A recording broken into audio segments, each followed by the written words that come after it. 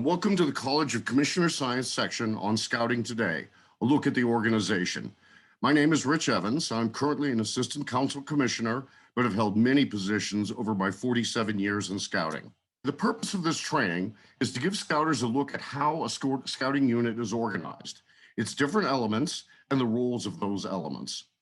This is taught in many different places in a high-level generic manner. Most of this training deals with each element. This course will be more detailed and deeper into the weeds of how and why a Scouting unit works and sometimes doesn't. In addition to the official descriptions, we'll be looking into some of the unofficial, common sense, experience-based details. An important note, I will be using a great many examples from a Scout troop. Cub packs, venture crews, etc. are just as important. Much of what will be described here can be used in these other kinds of units. Limits of time require me to pick an emphasis, and I have chosen troops. All unit organizations are composed of 4 distinct elements, each with its distinct role. The committee, the Scoutmaster, Cubmaster, or Advisor Corps, and then the actual youth units. Think of these distinct elements as lanes in a road. They're all traveling in the same direction, but each one has different purposes and responsibilities. All of them are moving towards the same ultimate destination, good scouting for the youth. To continue with this analogy, each lane is rather wide. Different units may use different methods and philosophies, moving side to side within their own lane. We will return to this analogy often. The 3 key things to remember and we want to keep in mind are that each member stays in each lane, and we want to avoid them straying off into another lane. The second is no one wants to drive off the road and end up in a ditch. In other words, stop doing good scouting and end up stuck in a place where one can't fix the problem. And third, always stay focused on the destination, good scouting. Another analogy I will be using throughout this presentation is what I call pulse points. A pulse point is a key item that a unit commissioner and other scouters can easily observe, get the sense of while contacting a unit. It is simply impossible for a unit commissioner to be able to observe and note everything that is going on in a unit. A commissioner needs to be able to focus on key observations to give an indication of how things are working. For certain, Journey to Excellence offers some of these observable elements. I will be suggesting a number of others that I have found to be useful. We are now going to dig deeper into the 4 elements of a scouting unit, starting with the chartering organization. There is a rather extensive official list of what the roles of the chartering organization are.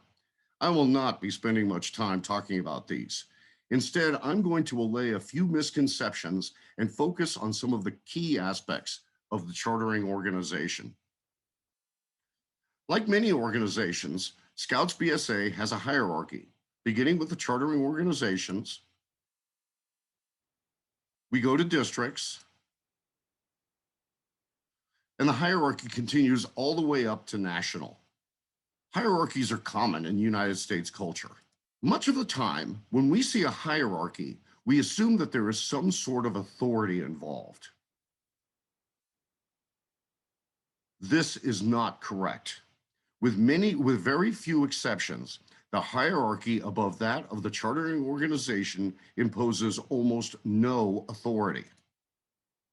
The entire purpose of the BSA hierarchy is to provide service to help units establish and maintain good scouting for the youth. This includes training, publications, camps, guidance, and much, much more. It is the chartering organization that has the real authority and responsibility over a scouting unit. We tend to get caught up in all of the paperwork and details of the charter, so much so that we often forget what the charter is and means. The charter, simply put, is an agreement between the chartering unit and BSA. The chartering unit agrees to establish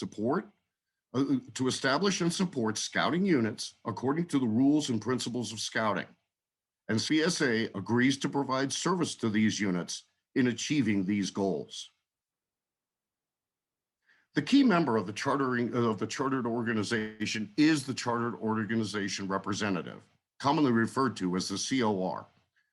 The COR represents the relationship between the chartering unit and BSA, but there is much more. They are a member of the community. They can easily engage with the community and with the scouters.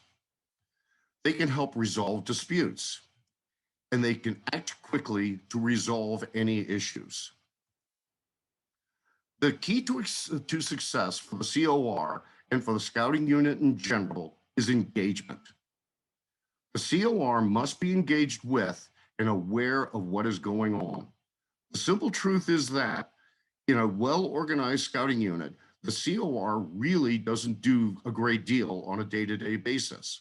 But when a COR becomes necessary, a decision needs to be made, a dispute resolved, a key individual needs to be replaced, then the COR simply must be aware of what is going on. This awareness can only exist if the COR is engaged with the unit. Here are some pulse points to watch for with respect to the COR. If you have made contacts with the unit over several months, but have never seen the COR, this is a clear indication of COR disengagement. Another sign of disengagement is that the COR is there, but really doesn't discuss anything about the unit. Pay attention to the discussion between the COR and other scouters. Some CORs are selected because they are experienced scouters. If they are giving too much guidance or doing too much management, this is a sign that the COR has jumped out of his lane. This can seriously impair the ability of the other parts of the organization in doing their jobs. Let's pause for a moment before we move on to the committee and talk about the chartering organizations. What are your questions and comments? I have one comment. Having served as a COR a few times and worked with hundreds of CORs over the years, I don't think by and large that they understand how important they are in that position. They are seldom engaged with the council and don't understand the vital role they play in that council role. You'll have a council meeting and, a half a dozen CRs will show up when, 50 are supposed to be there or 100 are supposed to be there, or how many are in the council. And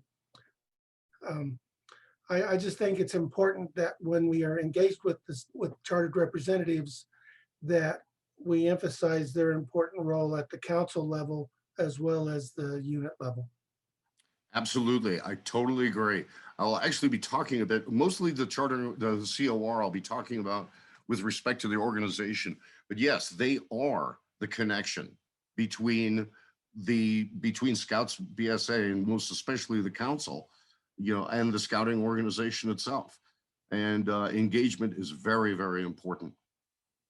Anything else? Thank you very much. Hang on. I found that a lot of the CORs don't know that they're even a COR or what that role is. So I'm just stating that follow-up is crucial. A lot of times it's somebody's spouse or just a place filler. So that's one thing as commissioners that we really need to follow up as soon as those charters come in to make sure they know their role. Yes, yes. I have a question. Yes. On charter organizations, I've noticed in our district, this is Jerry Stover from West Virginia, and I haven't yet been appointed a unit commissioner, but I've noticed in attending the district meetings, particularly those that are involved that have churches as chartered organizations. There's becoming an issue of space and fighting for space in those churches.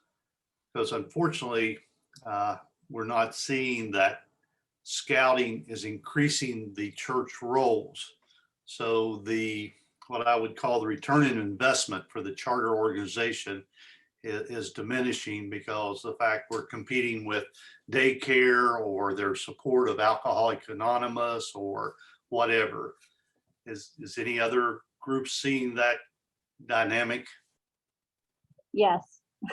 So Yeah, you're saying they got to fight for their space. They got to fight for their time in the room. And Well- money. What's going to bring them Well, in a and little money. extra cash? right. Out of We'll our, be talking about fundraising in just a few moments, but as unit commissioners and district commissioner and stuff like that, keep in mind that one of the agreements for the charter is that space be made available. That is part of the chartering agreement. So that is something to keep in mind and something for the unit commissioner to keep an eye on.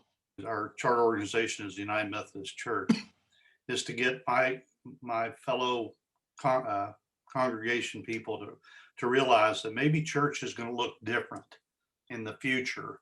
It's not, that when our troop or our pack does something like we stock the food pantry, that we are still doing a mission of that church, even though we're not I only got one boy family in my troop and pack that's active in that church. So again, they've been very supportive, but like I say, I've noticed across our district that's not been the case, that other churches have not embraced it that way. And I don't know if that's, again, part of the sales responsibility of your charter organization rep, to emphasize we are reverent, we are pushing, that part of the scout law and so forth. So. okay, I don't know if other people are seeing this or not, but where we are currently, the United Methodist congregations have basically kicked all of the scout organizations out. So we actually do not even have a place to meet. So not only do we look differently, we have no place to meet. So we're actually getting creative when meeting in other churches that aren't even chartering us. So, and we've brought that to our COR's attention, who is a member of the church. And he's like, well, sorry. The only people that can meet in the church are the daycare, because as I believe it was Jenny made the comment about daycares, that's the moneymaker for them. And that's the only people that are allowed in the church. Wow. And I think some of the churches are trying to reinvent themselves as well. And some of the new organizational things that they invite into the church, everybody kind of sinks all their efforts into that. And then it appears even in our area that the scouts become the scouts, and we just kind of get pushed back into the corner and we're looked at as kind of a nuisance rather than something that's helping the youth in the area. And I really wish we could change that, but it just appears like we just keep getting pushed back further and further. And in Iowa, in our region here, a lot of the churches are doing the same. We've got units in our area that haven't been able to meet since last, I'd say, March. And the chartered org reps or anybody that's been involved with some of these units haven't even provided the ability to meet in the parking lots during the warmer weather, et cetera, et cetera. So it's becoming more challenging as a commissioner to help these units meet their needs when the churches via the chartered org reps aren't meeting their goals and helping the way they should be. And I would express too that the explanation of what you are as a charter org rep, I don't even think they read the rechartering paperwork. They just sign it and pass it on and they're done. It stems from, I don't think the chartered organizations really understand what they're chartering the scouts for. And so they lose the vision that the scouts are really part of that organization. And once that split happens, it makes it harder and harder. And we encounter the situations we're now encountering. Okay, let's move on to the largest and most complicated part of the scouting unit, the committee. Simply put, the committee deals with all management and administration of the scouting unit. If it deals with finance, advancement, paperwork, equipment, fundraising, chartering, or anything else that requires management and administration, it is in the lane of the committee and no one else. There is no single perfect way to organize a committee. Instead, there are plenty of ways, all equally good. It really depends upon what feels right, the size and types of units, of youth units, and what works. If all you have is a single troop, then a basic committee is all that is necessary. If you have both a girls and Boy Scout troop, you may want to organize them under one committee. Or you may want to have them separate with each with their own committee. The same applies if you have a Cub Pack and a venture crew. If the units are small and you simply don't have enough committee members to fill all of the different committees, you could have a single committee managing all of the units. The point is, there is no one right way, but there is likely a right way for a given scouting unit. At this point, we normally start talking about the committee chair. Not me. Let's get into the thick of it first. The committee chair can wait. Let's begin with a fundraising chair. A scouting organization must have funds to operate. The primary source of funds is through fundraising. In my opinion, this is the single most difficult and demanding job of the entire scouting organization. Fundraising simply cannot fail. If fundraising fails, there is no scouting. Different units have different funding requirements. Cubs have a lot of relatively low cost requirements. Ventures have a few relatively high cost requirements. And Scout troops are somewhere in between. Different funding requirements often necessitates deputy fundraisers for each type of unit. This highlights an important aspect of the fundraising chair. In addition to being energetic and motivated, the fundraising chair must be an idea person and a delegator. The fundraising chair is literally and figuratively worth his or her weight in gold. Putting everything on the chair's back will guarantee fast burnout. The fundraising chair must be able to get and utilize many people to meet the fundraising requirements. This is where deputies, committee members at large, and other unofficial members of the community, such as parents, come in. For many units, this seems to be a barrier. In actual fact, this is your very best opportunity to recruit people for the committee. This seems counterintuitive. We will get back to this when I talk about recruitment. A final word about fundraising. It is absolutely essential that the youth be involved in fundraising. This need not be involved in the largest fundraisers, nor do they need to spend an enormous amount of time, but they need to be involved in some. The youth need to feel a sense of ownership in their unit, and the youth need to understand that this is part of the service to their scouting community. Let's turn our attention to the treasurer. The treasurer is essentially the bookkeeper of the scouting organization.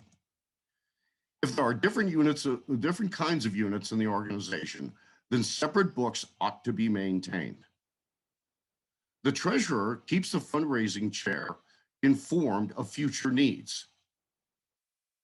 In this way, reasonable fundraising goals can be set. A scouting organization should not and ought not be spending too much or too little time fundraising. With reasonable goals, fundraising will be just right. In addition, the treasurer needs to be kept informed about youth program requirements.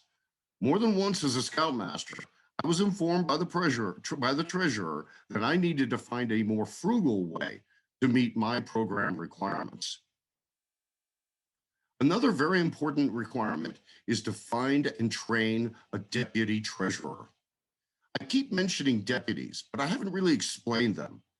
First of all, you will not find them anywhere in the official publications, but they are absolutely essential to a well-run organization. I have managed many volunteer organizations. I have always informed my key officers that their first job is to find a deputy. A deputy maintains continuity in a given office. If the main officer is absent, whether it be vacation, work, illness, whatever, the deputy can step in temporarily to ensure that things get done. And no one stays in a position forever. Having a trained deputy means that the office will have a replacement on standby when the time comes. Next up is the advancement chair. The advancement chair maintains records of achievements and rank advancements of the youth. This can be relatively extensive for Cubs and Scouts. Advancement is not a major part of the venture program, so this tends to be considerably smaller. The primary reason why I'm addressing this position is because in many troops, this job is pushed off onto the Scoutmaster as a matter of convenience. Maintaining these records clearly falls under the heading of management and administration. Convenience does not necessarily mean correct. Watch those lanes. There are many other offices, but I hope you've gotten the idea about the roles of the committee. The last one, the rechartering chair, is a special case. Many scouting organizations do not have a specific rechartering chair, but they should. Rechartering only happens once a year. I have found that there are really only two kinds of rechartering, with nothing in between. The first one is that everyone is running around with their hair on fire. The second is very relaxed and easy. The difference is the rechartering chair. In any given month, there are normally very few changes to the scouting organization, but over a year, they pile up. By the time rechartering comes around, someone, normally lots of someones, has to run around getting and updating information, all on a short timeline. On the other hand, if these changes are maintained month by month, only a few details are necessary at recharter time. Do your units a huge favor. Recommend that they have a rechartering chair. A few times I've mentioned committee members at large. Who and what are these people? These are committee members who have shown interest in helping out, but either don't have the time or haven't committed to becoming officers. These members can be called on to help out in a great many ways. Examples are sitting on boards of review, working on fundraisers, and helping with transportation for camps, campouts, or other activities away from the normal meeting site. These are an important resource and are integral with recruiting of the committee in general. It is pretty clear that the committee can be quite large. How does a scouting organization recruit for all of these positions? I have found two major barriers to recruitment. The first one is that people do not understand what they are being recruited for. When people think about scouting, it conjures up images of sleeping in a drafty tent, bad camp food, and substandard bathrooms. But that is not at all what most members of the committee do. Committee members are administrators and managers. They stay home. The second barrier is created by the people doing the recruiting. We ask for too much, too fast. People will not take on a job that they do not understand and they feel they do not have time for. And that is exactly what we are recruiting for. It is really no wonder we have so much trouble. Let me tell you a story that may help to explain a better way. I call this story the cake. Every 6 months, my troop held a court of honor. We also put on a spaghetti dinner for a fundraiser. This worked out great. Among the families, we had some great cooks. The scouts helped with setup and cleanup. The parents didn't have to worry about cooking dinner, cleaning up, and getting to the court of honor on time. And the troop made money. My father did not like the Scouts. He lasted less than a year back in the early 1930s. It's not really clear if he quit or he was thrown out. No matter, Dad wasn't going to help. My mother was born and raised a Jew in Brooklyn, New York. To her, camping was going to the Catskills in upstate New York. This was a New York Jew's idea of roughing it.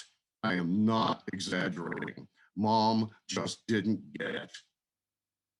What Mom did understand was cooking. Every Court of Honor, Mom made a wonderful Dutch chocolate sheet cake.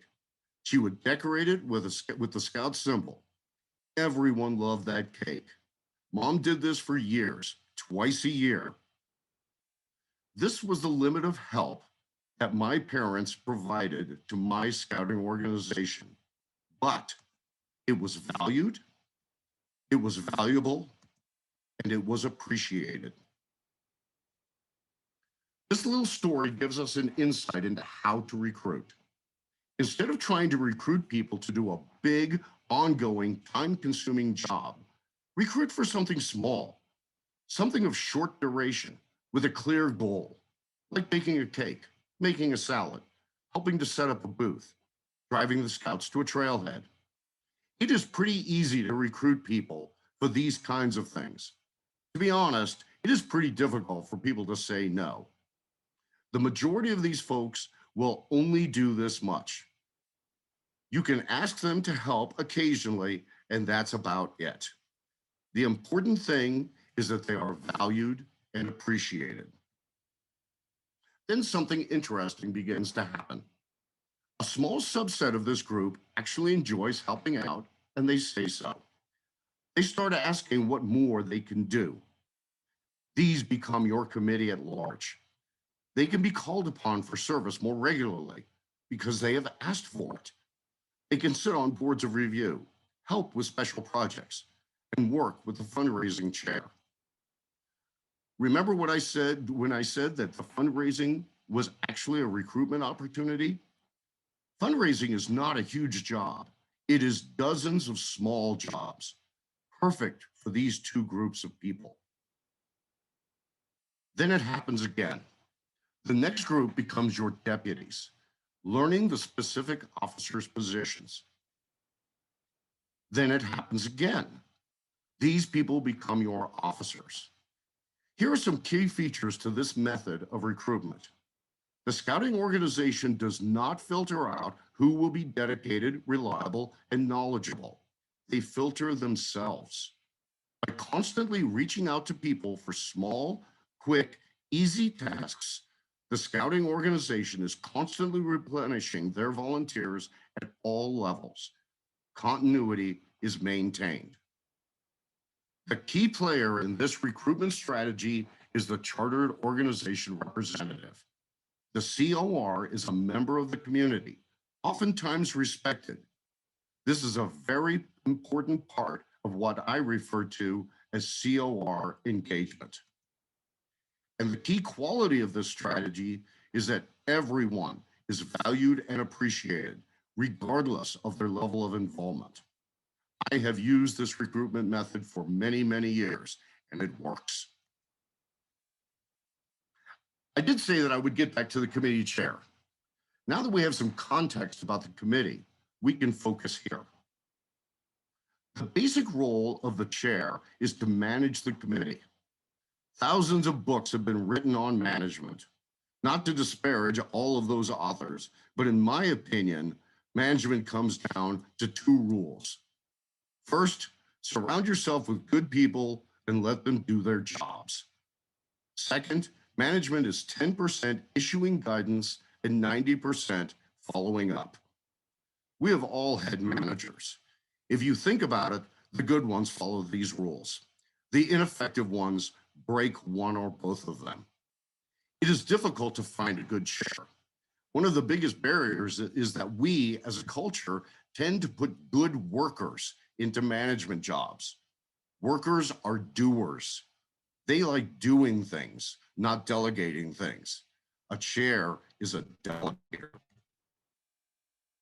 And this leads us to the key pulse points to watch for with respect to the committee. It is almost impossible to see everything going on in the unit committee. There are simply too many moving parts. Instead, observe the committee chair. Is the committee chair harried or talks about so much about how there is so much to do and how little time he or she has? This is an indication that the chair is doing too much and delegating too little. On the other hand, if the chair appears to be relaxed and things seem to be getting done, it is likely that the committee is doing well. Sit in on a few committee meetings. Are they chaotic, with constant guidance, clarification, and reclarification? Or is it just others giving reports and status on the respective areas?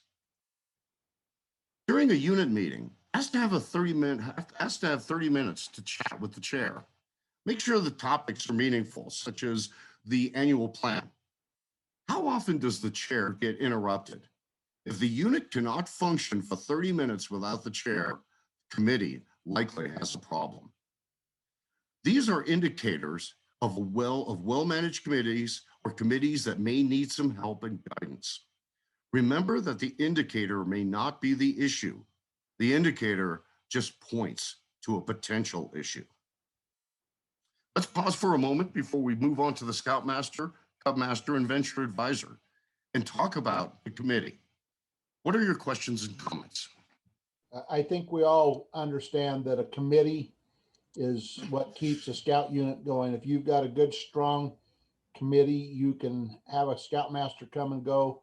You can have different parts come and go. But if you've got a good, deep, well-staffed committee, that the unit will be healthy. And as commissioners, that's one of the things that we need to be observing and making sure that happens so that the health of the unit will last for a long time.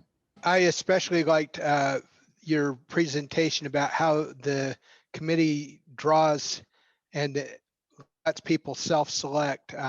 With having a whole bunch of new chartered organizations in our district, we're seeing that that kind of a need is there. And so I appreciate your feedback on that. Thank you.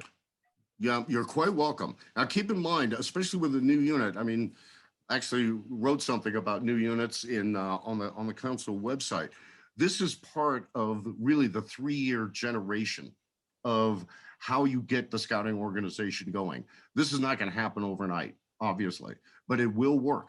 And I have been very, very successful with this. But just understand, we're talking about being able to build up this churn of volunteers is going to take years, not weeks, not months. But you do need to get that started. And I think it's also important to note too, another function of the chair and the committee itself is to also develop a succession plan, because there are going to be members who just we drink the Kool-Aid and we're scouters for life and we enjoy doing this stuff.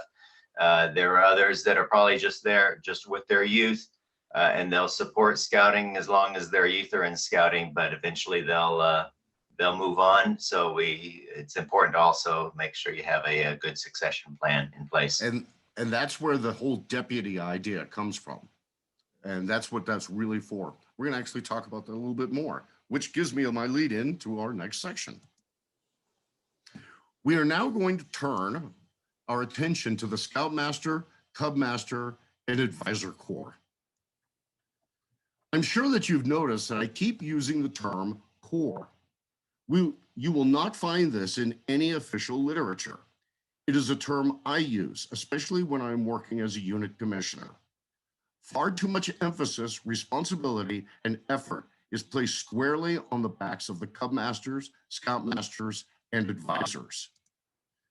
For certain, these positions are critical, but it requires a team, a core, to be effective. Once again, I'm going to use examples from troops. My knowledge of the Cubs is very limited, and ventures are in many ways much simpler. Much of what I will be talking about will transfer well to packs and crews. What is the role of the Scoutmaster Corps? This is easy to state. more difficult to describe, and a true challenge to achieve. The Scoutmasters interact with the youth more than any other adults in the Scouting organization. Furthermore, that interaction is profoundly different than that of parents, teachers, coaches, and religious leaders. Simply stated, the Scoutmaster Corps sets the ethics and tone of the troop. When I speak of ethics, I'm talking about our creed, what we all believe in and what we live by, not just as Scouts, but as adults for our entire lives. The Scoutmaster Corps instills this creed. They teach it, project it, live it. From the point of view of our youth, the Scoutmasters are the living embodiment of our creed. Let's not fool ourselves. This is an enormous responsibility and challenge. Tone is different. This is the way that the Scoutmaster Corps ensures the development of the youth. It is more than just what gets developed. It is how the youth are developed as well. This is my simple explanation. I use this often with new unit Scoutmasters and when I train Scoutmaster fundamentals. When a new Scout joins a troop, we call them a Scout. They're welcomed as a Scout, introduced to their patrol, and made to feel welcome as a Scout. In actual fact, they are not Scouts. They are Scouts in training. Understand, we will never, ever tell this to the youth.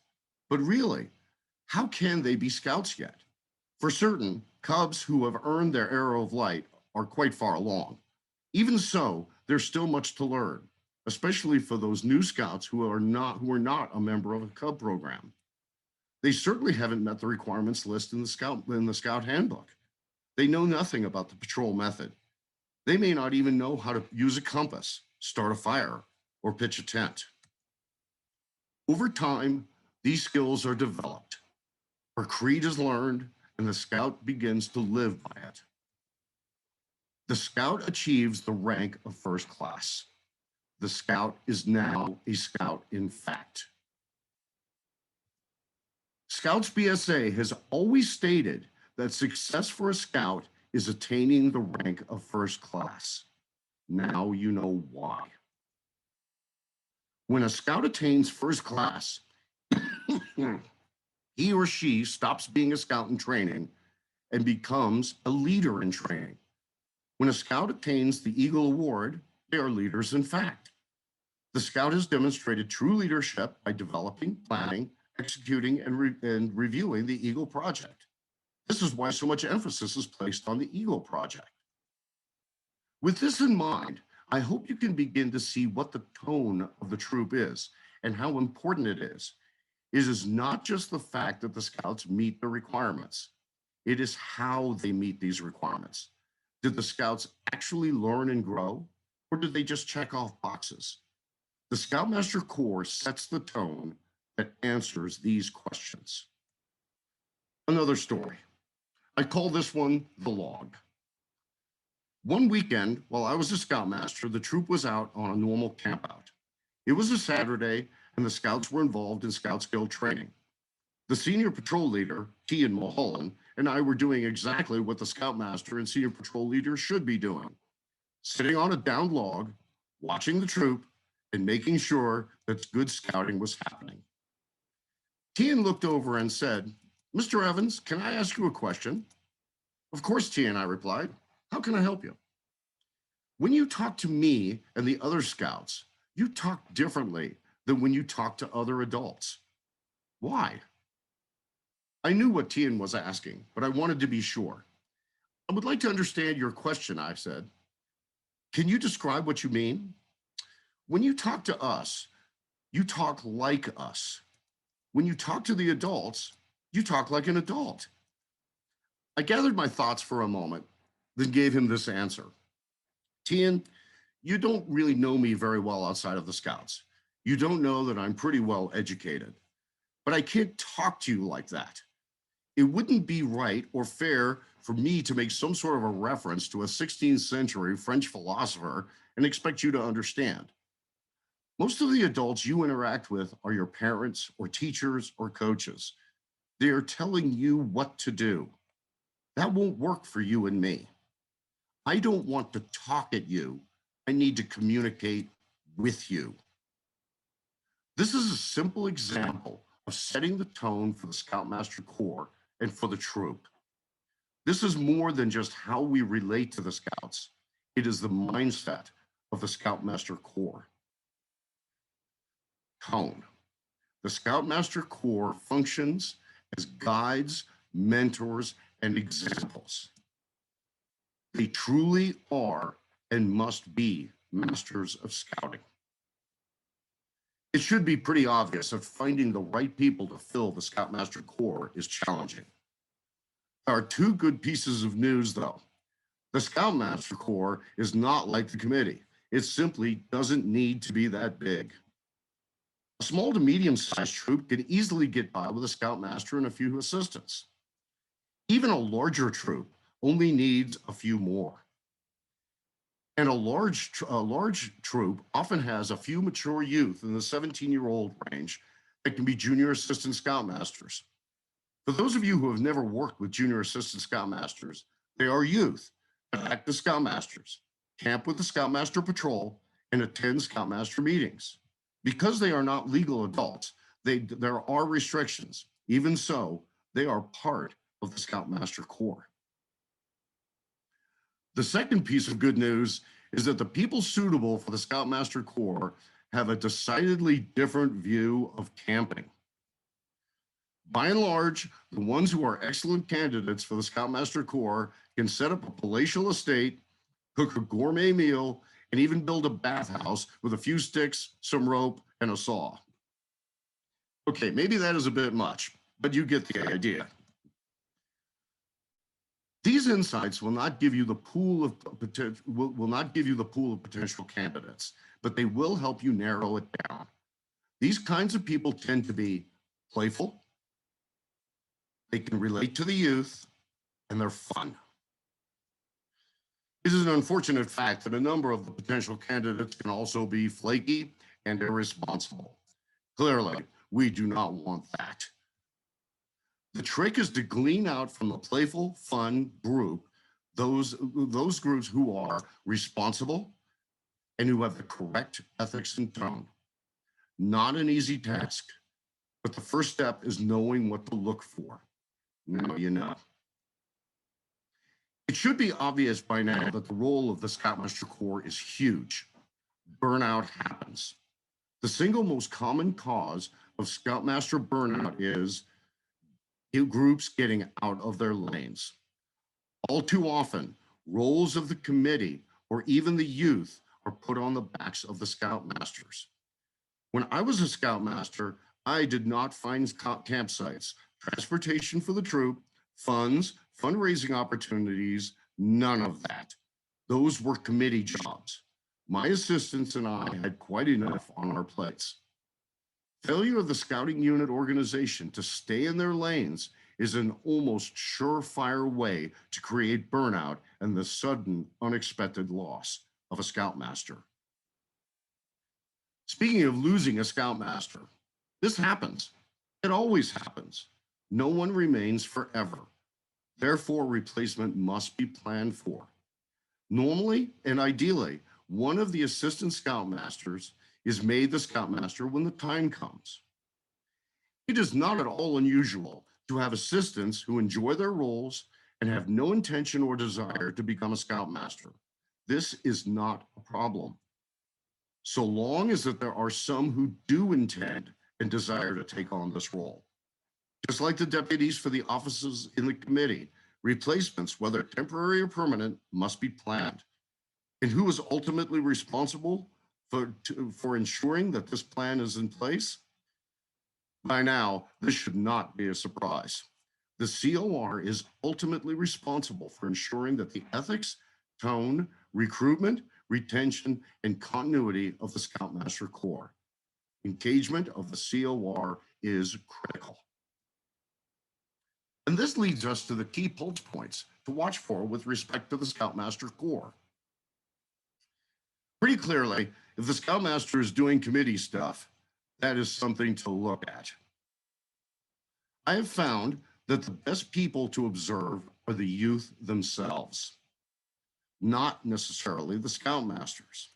When they are interacting with the Scoutmasters, do they stand erect, make good eye contact, smile, have a friendly rapport that indicates mutual respect? Or do they hunch and avert their eyes? Do those who are not in the conversation roll their eyes? Youth have not developed mature emotional filters. If there are issues with the Scoutmasters, youth don't hide it. All too often, we adults blame the youth for their behavior. It is possible that the issue may not be them. Let's pause for a moment before we move on to the troop and talk about the Scoutmaster Corps. What are your questions and comments? I know you're not done with your presentation yet, but I just want to tell you that I think you are absolutely spot on. As a assistant scoutmaster, also as in addition to unit commissioner, this is stuff that I've been taking pictures of your presentation because I'm in the background sending it to my committee chair because we're having some issues in part of our troop. And so I'm like, hey, look at this. Hey, look at this. So thank you very much for all of this information. Well, thank you. One of the things I think is very important with the Scoutmasters Corps, anybody, even on the committee, is that T word we have called training. Yes. Richard, I just want I to, had an experience and never knew what my responsibilities were as a Weebles leader. And I didn't last long. But when I got trained, I'm here. That's why I'm here today, because I love this program. Yes. Thank you. Yep. You made mention of the junior assistant scoutmaster. I haven't seen that used quite as much, but when I was 15, I was asked to be a junior assistant scoutmaster working with what we now refer to as the new Scout Patrol. And that's where it started my lifelong dedication as a leader. And I think we need to probably look at that as a good resource and to be able to use that probably more than we have in the past. Indeed. David, I agree with you in regards to the junior assistant scoutmaster. Those young men and women who achieve Eagle are asked at the next meeting if that's a role that they would like to take on, and that also keeps them involved and active after achieving Eagle, so you don't have them running for the door. So Exactly. yeah, and that looks really, really good on a college application. Not only did they achieve Eagle, but they maintained staying in the program after as a leader, which not many people can put down on their application as being a leader walking into college. So that's an encouraging one to really push, especially at a board of review. What are your goals after achieving Eagle? Did you ever consider this? Yes, and I was going to actually mention that. Keep in mind this whole idea of scouts in training, scouts in fact, leaders in training, leader in fact. An Eagle, by definition, is a leader in fact. Now, he's not experienced, he's not ready to become the CEO of some massive company, but is he ready to move on and become a junior assistant scoutmaster and help with this kind of stuff? Yes, that is a suitable person. Another one too, if you don't mind, it starts even earlier than that with the Cubs. When you have your den chiefs, you can start growing it then and push them on into that assistant scoutmaster role later on. Yes, yes. I would argue that the number one reason we lose scoutmasters is because we don't have that committee. If you have to do it all by yourself, you're going to burn out so fast. That is true. This is one of the reasons why I spoke about the COR and the committee first. I didn't do any of that kind of stuff when I was a scoutmaster, and I didn't get burnt out. My wife just got transferred out of Brussels. Had to go. Okay, going to move on now. We are now going to turn our attention to the youth. As before, and for the same reasons, I will be focusing on the troops. The badges we wear are filled with symbols with important meanings. The wreath is a symbol of service. This symbol has been used for over 2,500 years since ancient Greece. An interesting bit of trivia, the actual name of this symbol is called a kudo. So when you say kudos to you, this is what you mean. The fleur-de-lis represents the 3 points of the Scout promise: service to others, duty to God, and obedience to the Scout law. One symbol of great importance is the green bar. There are some elements to this symbol that are significant. The green bars are the symbols of leadership. Most of us know that, with the exception of the assistant patrol leader, green bars may only be worn by senior scouts. What we don't often think about is that no other badges in all of scouting have green bars. There is a reason for this. You may not have noticed, but I have never used the term adult leaders in this presentation. That is because they do not exist. The COR represents the chartered organization. The Scoutmaster Corps are mentors and guides. Commissioners provide service. The committee administers and manages. The only leaders in troops and crews are youth leaders. For certain, there are adult leaders in the Cubs.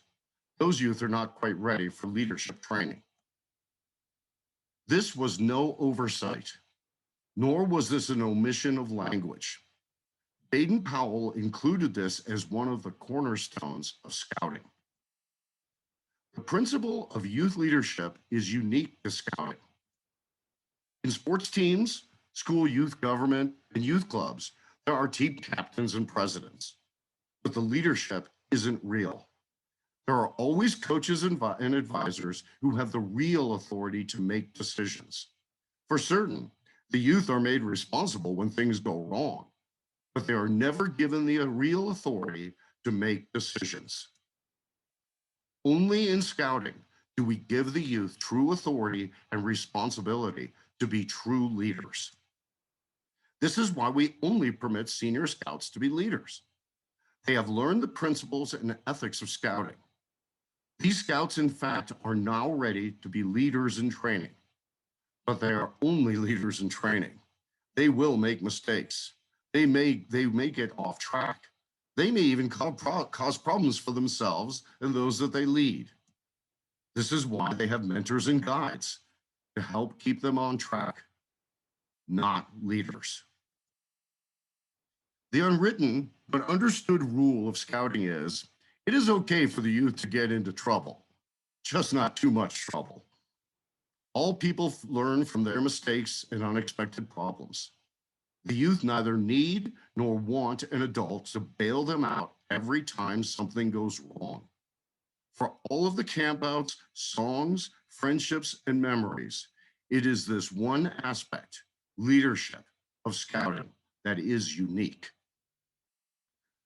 Leadership is one of the things in scouting that is given to the youth that can be found nowhere else. To deny our youth leadership is to deny them our greatest gift. Yes, I'm afraid you are going to have to suffer through another one of my stories. This is the one about when I was a scout in Troop 344. My troop was enormous. We averaged between 65 and 75 scouts the entire time I was a member. By the time I was a senior scout and a member of the leadership corps, we determined that we could not adequately manage and lead the troop. A change needed to be made. We decided to create a second assistant senior patrol leader. Instead of being the assistant to the senior patrol leader, he became the patrol leader of the leadership corps, chief of staff for all other troop leadership positions, such as chaplain, quartermaster, librarian, and training manager for the troop. This is an important detail. We did not ask the Scoutmaster if this was okay. We did not consult him for recommendations. We informed him of our leadership decision. We are incredibly fortunate to have a great Scoutmaster. He did not let his ego get in the way. He listened to our reasoning and our plan, then said, "Sounds good, carry on." I held this position for 2 terms, so a full year. That may not seem like much, but to a 15 or 16-year-old, a year is like an entire career. Being patrol leader was nothing.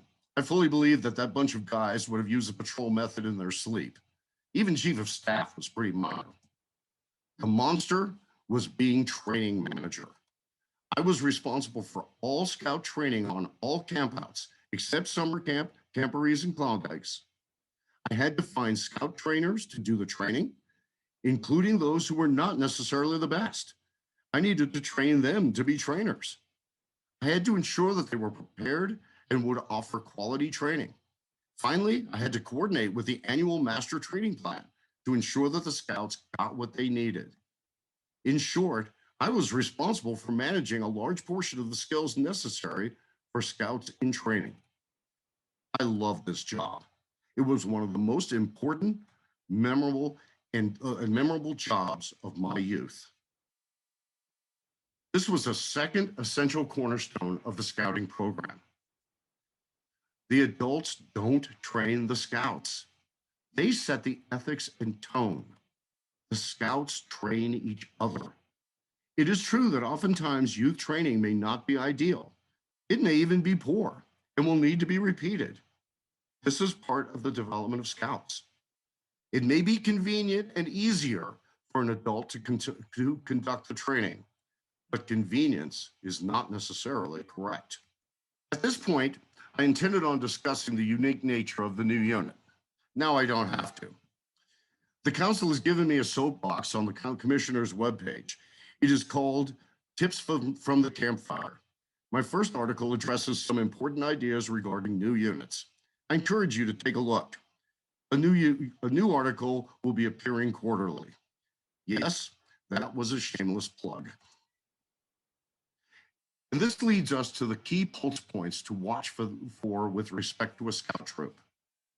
These should be pretty obvious. First, are the scouts using the patrol method? There are some key things to look for. One is the opening ceremony for a meeting. Is the opening ceremony being done by a patrol, led by the patrol leader? Is it a single patrol taking care of the flag ceremony, oath, law, and blessing? Or is this a hodgepodge based on the selection of people by the Scoutmaster? Are the youth actually leading? Once again, look at the meeting. Just prior to the opening, is the senior patrol leader gathering his patrol leaders and letting them know the plan? Is the patrol leader calling the meeting to order at the appropriate time?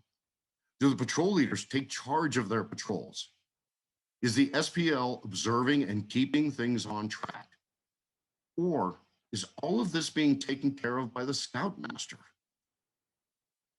Are the youth conducting the training, or is it always adults? Think about a basic first aid class. Any scout who is a first class or above can easily teach this. Are they?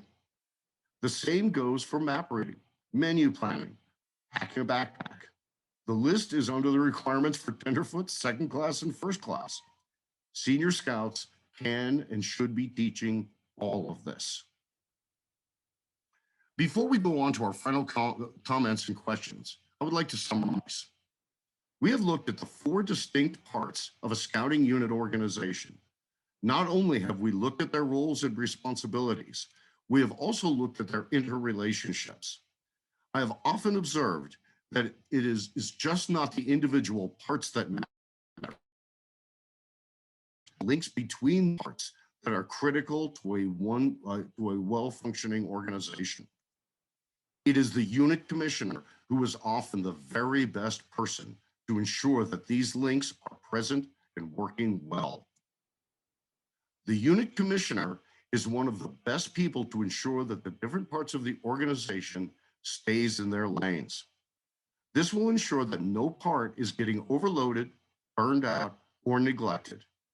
The unit commissioner can use key pulse points to observe to help see and explain both the strong elements and those that could use improvement.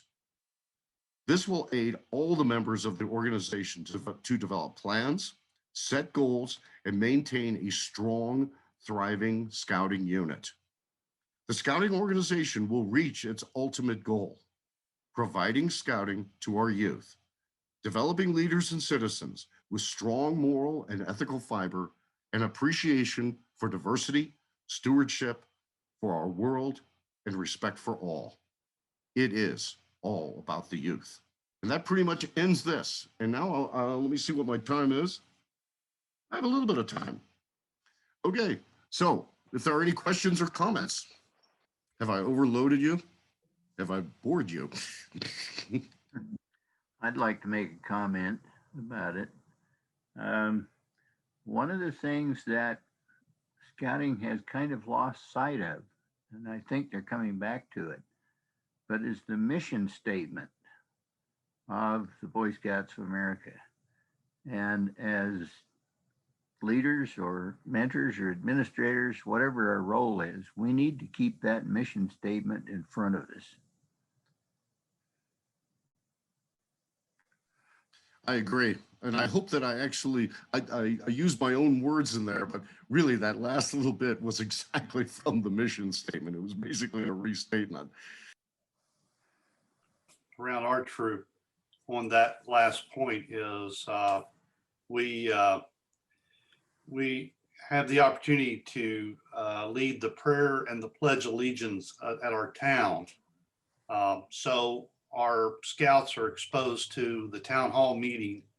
And so that gives them that opportunity, not only for reverence, but for citizenship and so on.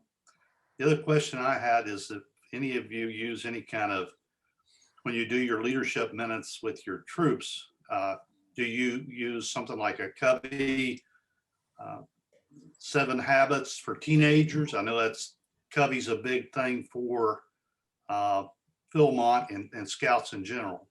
But my comment to Lee is, does anybody know the mission of the Boy Scouts of America? If I was to ask anybody here to repeat the mission of the Boy Scouts, could you come up with it off the top of your head? To make moral and ethical choices. I know that's part of it. You're really close. You're really close. And I'm a former DE and I can't remember. The mission of the Boy Scouts of America is to help you make ethical and moral decisions over their lifetime by instilling in them the values of the Scout Oath and Law. It's pretty simple, but the very first thing, one of the first slides that Richard put on was at the very top. That's our goal. You know, they were talking about the ways of getting there on the path, but what was the very thing at the very top there, Richard, of your slide? Are you referring to the different lanes and the goals that we're trying to do? The very top of the yes. Lane. Yeah, I mean, the idea is leadership or creed, the Scout Law and Scout Oath, having fun while doing it. Those are the things that those are our targets. Yeah. So instilling in them the values of the Scout Oath and Law. So, okay. Hey, Jim and Richard, I have something to mention here. I with my boys, you know, yeah, I try to, you know, put them on the spotlight and say, hey, you know, go ahead and take it away. Most often they're like, okay, I'm willing to do that, but what do I talk about? What do I need to do? So they're asking a lot for, you know, what's the next steps? You gotta give me, you know, step-by-step instructions type of thing.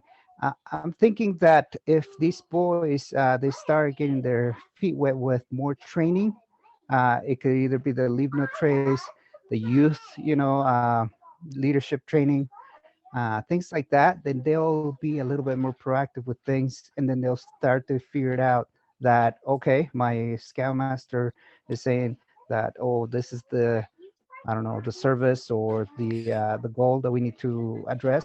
How are we going to be able to, you know, overcome it, to accomplish it?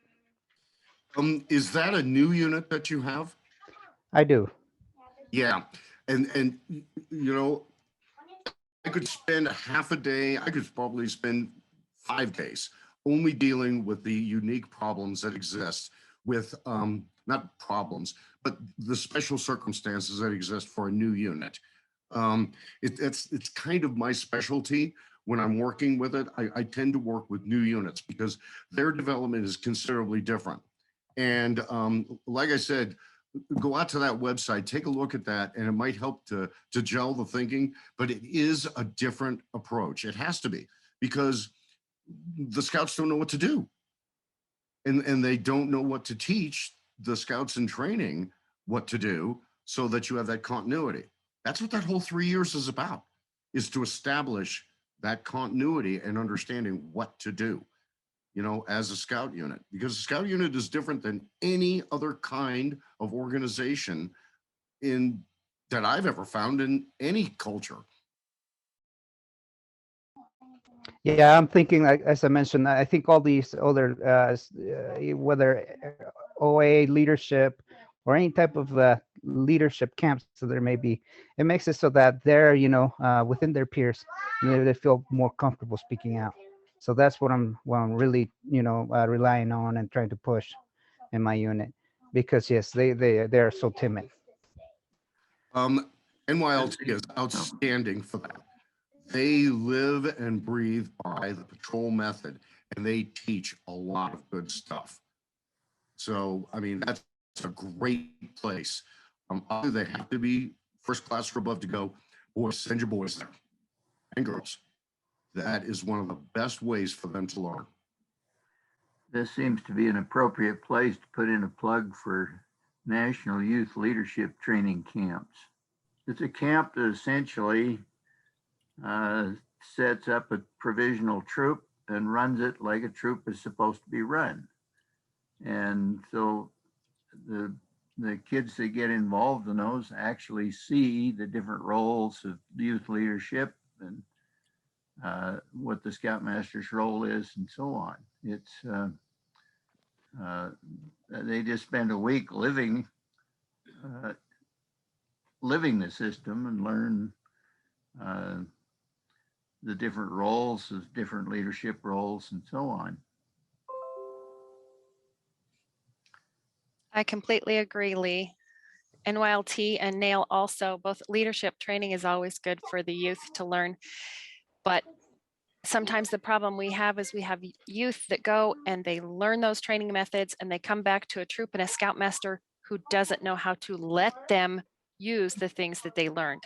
So if we're going to send the youth, the leaders better know what they're going to learn and let them do that. The Scoutmaster Scoutmaster course should go to Wood Badge, because Wood Badge is a natural progression that helps them understand what NAIL's all about. That's true. Also, one more thing I was going to mention, the powder horn.